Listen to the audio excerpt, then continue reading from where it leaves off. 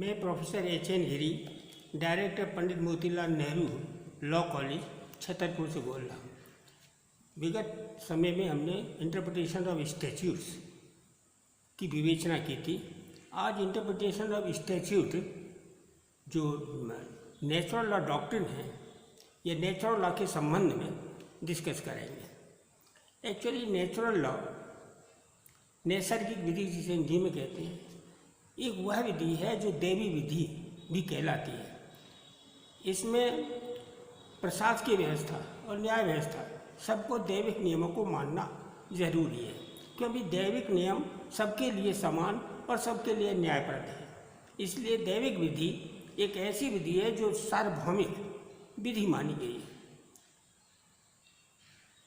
दैविक विधि के अंतर्गत ये कहा गया है कि कोई भी न्याय कब होगा। न्याय को स्पष्ट किया गया है कि न्याय वह है जो जिसका ड्यू है वो उसको मिले। यहाँ इसमें दो सिद्धांत मुख्य रूप से। पहला सिद्धांत यह है कि किसी प्रकरण में जो न्यायाधीश है उसका स्वयं का हित नहीं होना चाहिए, या इसे कहते हैं नो पर्सन कैन बी जज इन हिज ओन केस। कोई भी व्यक्ति अपने प्रकरण में न्यायाधीश नहीं बन सकता। जिसे जूडो, एक कहावत है लैटिन की, कि कोई भी व्यक्ति अपने प्रकरण में स्वयं न्यायाधीश नहीं बन सकता। इसी तरह दूसरा सिद्धांत है कि बिना सुने निर्णय नहीं दिया सकता। उसको ऑडी अल्टरम पार्टम कहते हैं। तो पहले नियम का ये है कि अगर कोई व्यक्ति किसी प्रकरण में हित रखता है तो वो उस प्रकरण को नहीं सुनेगा। तो इस पहले सिद्धांत को कि कोई भी व्यक्ति अपने ही प्रकरण में न्यायाधीश नहीं बनेगा, लैटिन भाषा में इसको जूडेक्स नॉन कॉसा सुआ वर्ड से डिनोट किया गया, जिसका मतलब यही है कि उदाहरण के लिए एक कंपनी थी और लॉर्ड चांसलर के उस कंपनी में शेयर थे। लॉर्ड चांसलर उसमें न्यायाधिकरण में बैठे और उस कंपनी के हित में उन्होंने निर्णय जो कंपनी चाहती थी वो पारित कर दिया। अपीलार्थी ने अपील में कहा कि ये चूंकि उस कंपनी में शेयर होल्डर थे तो इन्होंने कंपनी के फेवर में ये नैसर्गिक विधि का उल्लंघन किया है। जब हाउस ऑफ लॉर्ड्स में केस गया तो हाउस ऑफ लॉर्ड्स ने उसे टर्न डाउन कर दिया, ये कहते हुए कि नैसर्गिक विधि का प्रथम सिद्धांत है नो पर्सन विल बी जज इन हिज ओन केस। तो ये उसमें चूँकि इनके शेयर थे तो इसका मतलब उसमें हित था, इसलिए ये निर्णय मान्य नहीं है। दूसरी चीज़ है कि ऑडी अल्टरम पार्टम, यानी दूसरों को भी सुनो। इसमें दो सिद्धांत हैं, एक तो सुनना और एक सुनवाई। सुनना जो है कोई भी किसी को बिना रीजनेबल अपॉर्चुनिटी दिए हुए नहीं सुना जा सकता। अब एक व्यक्ति इलाहाबाद यूनिवर्सिटी में किसी पेपर में नकल करते हुए पकड़ा गया, उसको नोटिस भेजा गया। जिस पते पर नोटिस भेजा गया वही पता उसने यूनिवर्सिटी में लिख कर दिया था, लेकिन बाद में उसने अपना पता चेंज कर दिया और यूनिवर्सिटी को कोई इसका ध्यान नहीं था। यूनिवर्सिटी ने उसको एक तरफा जब जवाब नहीं आया तो उसको रस्टिकेट कर दिया। उसने नैसर्गिक विधि के अंतर्गत, लॉ के अंतर्गत के चैलेंज किया। तो न्यायालय ने कहा कि अगर सही पता लिखा होता तो आपको वो पत्र मिल गया होता। आपने ये कहा कि हमने यूनिवर्सिटी को भेज दिया था, ये बात सही थी। तो यूनिवर्सिटी ने उसको कहा कि चूंकि ऑफिस में लेटर आ गया था इसलिए यूनिवर्सिटी का कर्तव्य था कि उसकी सुनवाई के बिना निर्णय न करता। इसी तरह से कई केसेस जैसे ए.के. क्रैपक का, A K. Kraipak versus union of India का केस था। उसमें यह कहा गया था कि एक व्यक्ति जो आवेदन किया था उसने, लेकिन इंटरव्यू में भी वो बैठा हुआ था और इंटरव्यू में बैठते समय जब उसकी पारी आई तो वो उठ के चला गया। और स्वयं बाद में उसमें अपियर हो गया। तो न्यायाधीश ने निर्णय किया गया कि ये भले ही उस समय मीटिंग में नहीं था जबकि उसका नाम था, लेकिन ये नेचुरल लॉ का वायलेशन है, इसलिए इसको अमान्य किया जाता है। तो ये सुनवाई के संबंध में दो चीज़ थी कि एक तो व्यक्ति जिस समय नोटिस दिया गया ये सुनना, उसको रीजनेबल अपॉर्चुनिटी दी जानी चाहिए, और अगर रीजनेबल अपॉर्चुनिटी नहीं दी गई है तो ये नैसर्गिक न्याय का उल्लंघन है। दूसरे ये है कि अगर कोई व्यक्ति किसी अन्य के थ्रू कोई मैटर लेता है तो ये अन्य व्यक्ति की ड्यूटी है कि वो उचित अवसर देते हुए उसको सुनवाई करे। एक क्रैपक के बाद एक सिद्धांत नया जोड़ा गया, वह है कि 22। अब तक दो सिद्धांत बताए कि पहला, नो पर्सन कैन बी जज इन हिज ओन केस, और no can be decided without giving reasonable opportunity to the parties. ये तीसरा सिद्धांत कि there should be no bias in meeting out the justice.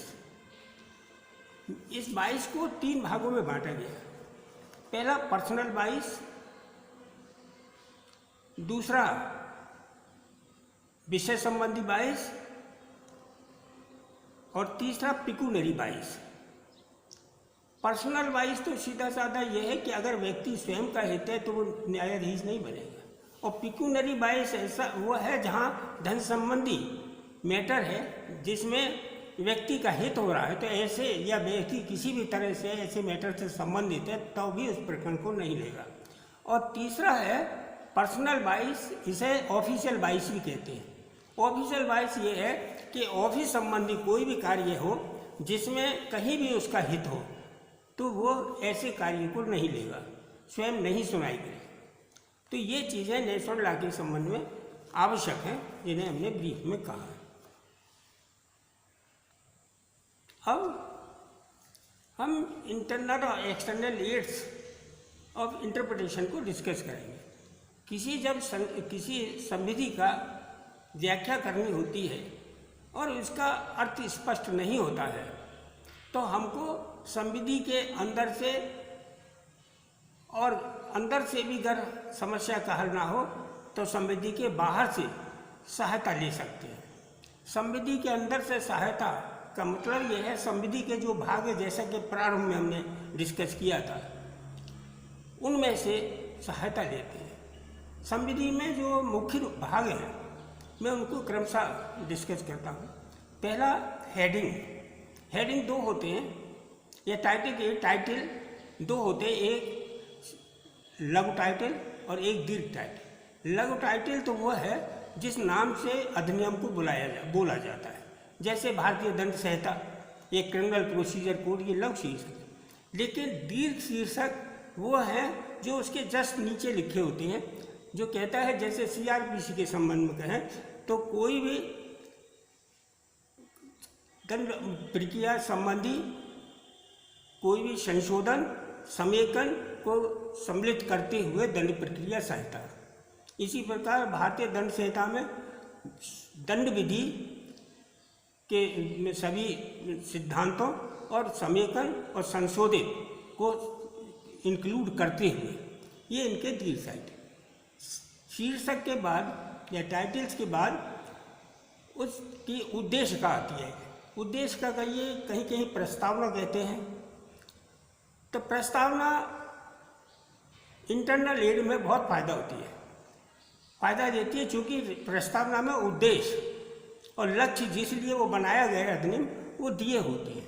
तो जहाँ अधिनियम के लक्ष्यों की ज़रूरत हो, ये जानना हो ये अधिनियम क्यों बनाया गया, तो इस संदर्भ में उद्देश्य का मदद करती है। नेक्स्ट है धारा हो या आर्टिकल हो, उसको हम कह देते हैं पार्श्व टिप्पणी। पार्श्व टिप्पणी पहले नहीं मानी जाती थी, उसका मदद नहीं ली जाती थी, लेकिन अब संसद ने और विधायिका ने उनको एक प्रकार से, क्योंकि वो विषय का संक्षिप्त रूप है इसलिए उनको विधायक का उसकी इंटरप्रिटेशन करने में उसकी मदद मान ली गई है। नेक्स्ट इसके धारा बाद उपधारा, उसी की धारा का कुछ संक्षिप्त कण है या संक्षिप्त आस्पेक्ट है, उसको डील किया जाता है। इसके बाद उसमें उदाहरण, उसी धारा से संबंधित उदाहरण दिए गए। उदाहरण इसलिए दिए जाते हैं ताकि उस धारा का, उपधारा का स्पष्ट अर्थ कर दिया जाए। उदाहरण से भी कभी कभी अगर समस्या सॉल्व नहीं होती है तो उदाहरण से सॉल्व हो जाती है। उदाहरण के बाद उसमें आता है स्पष्टीकरण। बहुत सी चीज धाराओं में, धाराओं का बताने के बाद, जैसे कल्पेबी होमिसाइड धारा 299 में बताया गया, उसके 3 खंड बताए गए, फिर नीचे स्पष्टीकरण दे दिया गया कि किन किन अवस्थाओं में ये मान्य नहीं होगा, किन किन अवस्थाओं में मान्य होगा। इसके बाद नेक्स्ट है एक्सेप्शंस, जिसमें एक्सेप्शन भी दिए जाते हैं। तो एक्सेप्शन का मतलब ये है कि धारा उन भागों पर लागू नहीं होगी, उन कानूनों पर ये मान्य नहीं है। ऐसे परंतु मानते हैं, परंतु किसी धारा के बाद या उपखंड के बाद दिया जाता है तो वो उसी पर लागू होता है, अन्य पर नहीं। और जो एक्सेप्शन है वो जिस तरह से दिए, जैसे आईपीसी के अध्याय 4 में जो जनरल एक्सेप्शंस हैं वो बताए गए। जनरल एक्सेप्शन ये अपवाद है, ये सारे पूरी भारतीय दंड संहिता पे लागू होंगे, लेकिन परंतु किसी पर्टिकुलर धारा पर होता है या पर्टिकुलर धारा के किसी भाग पर होता है, तो ये भी एक अपवाद की तरह से काम करता है। इसके बाद आते हैं अनुसूची। धाराओं के भाग को स्पष्ट करने के लिए उनमें बहुत से नियम होते हैं, उनका नियम बजाय धारा के साथ साथ देने के उनको अनुसूची में दे दिया जाता है। अनुसूची में वो नियम भी बताए जाते हैं किन की तरह से लागू है। जैसे भारतीय दंड इंडियन कॉन्स्टिट्यूशन में बहुत सी अनुसूचियाँ हैं, 12 अनुसूची हैं। 7वीं अनुसूची है, उसमें डिटेल बताया गया किन विषय पर संसद और किन विषय पर विधायिका कानून बना सकती है। तो ये अनुसूचियों का काम है। इसके बाद विराम वगैरह होता है कि जो कहीं विराम का मतलब है कि अर्ध विराम, फुल विराम और अल्प विराम। अल्प विराम कॉमा जो लगाते थे, फिर अर्ध विराम जो सेमीकोलन, और फिर पूर्ण विराम फुल स्टॉप। इसी तरह से किसी चीज़ को वितरण चिन्ह में रखना या कोष्ठक में रखना, ये अपना इम्पोर्टेंस रखते हैं। इसलिए जब निर्वचन किया जाता है किसी संविधि का, किसी उपबंध का, तो इनको ध्यान में रखा जाता है। तो ये सब जितने हमने बताए ये सब इंट्रिंसिक एड कहलाती है या इंटरनल एड कहते हैं कि जब कभी किसी संविधि के निर्वचन करना हो तो उसकी सहायता के लिए हम पहले उस स्टैट्यूट में ही देखते हैं। जैसे एक चीज़ और थी कि उसके परिभाषाएँ, जिसे एब्स्ट्रैक्ट क्लॉज भी कहते हैं, जैसे डेफिनेशन क्लॉज भी कहते हैं, जिसे इंटरप्रेटिव क्लॉज भी कहते हैं। ये जो परिभाषाएँ दी गई हैं, बहुत से शब्द दिए जाते हैं जिनकी परिभाषा, जैसे आईपीसी वगैरह में ऑफेंस शब्द दिया है या पर्सन, जज वगैरह सब की परिभाषा दी है। तो जब हमें किसी शब्द की परिभाषा देनी हो, किसी प्रबंध की या किसी उपबंध की वो डिफाइन करना हो और उसमें कोई ऐसा शब्द आ रहा हो जिसकी परिभाषा वास्तविक रूप से ज़रूरत हो, तो हम पहले आईपीसी में यूज किए गए या अन्य स्टैट्यूट में जिसकी इंटरप्रिटेशन किया जाता है उसी में निहित शब्दों की परिभाषा लेंगे। अब एक शब्द जैसे ऑफेंस है, भारतीय दंड संहिता की धारा 40 में दिया गया है और ऑफेंस शब्द को 40 में डिफाइन किया गया है, लेकिन ऑफेंस शब्द को जनरल क्लॉजेज एक्ट 1897 में भी डिफाइन किया गया। उनकी परिभाषा, इसकी परिभाषा अलग है। तो जब परिभाषा की बात हो ऑफेंस की, तो हमें आईपीसी की परिभाषा लेनी पड़ेगी यदि आईपीसी का हम निर्वचन कर रहे हैं। इसी प्रकार से बहुत से शब्द हैं जो अगर स्टैट्यूट में दिए हुए हैं तो हमें पहले स्टैट्यूट से ही निकालना होगा। बाह्य सहायता हम नहीं लेंगे, लेकिन बाह्य ये इंट्रिंसिक एड है। लेकिन अगर इंटरनल कोई सहायता नहीं होती है या इंट्रिंसिक सहायता जो हमने बताया 10 बार है, इनके अंतर्गत नहीं है, तब हम बाह्य सहायता देते हैं, उसे एक्सटर्नल एड कहते हैं। जैसे शब्दकोश, डिक्शनरी है, विश्वकोश। इसी तरह से history of legislation, history of that point for which we are discussing, वो हिस्ट्री वगैरह। तो बहुत सी, जब अगर इंटरनल एड से काम नहीं चलता, इंटरप्रिटेशन नहीं होता है, तब हम एक्सटर्नल एड देते हैं। एक्सटर्नल एड को बताया हिस्ट्री है, उनके सर्कमस्टांसेस हैं, उससे पहले स्टैट्यूट्स हैं या दूसरे स्टैट्यूट हैं जिनकी मदद ली जा सकती है, तो हम एक्सटेंसिव एड के अंतर्गत मदद देते हैं। बस आज इतना ही।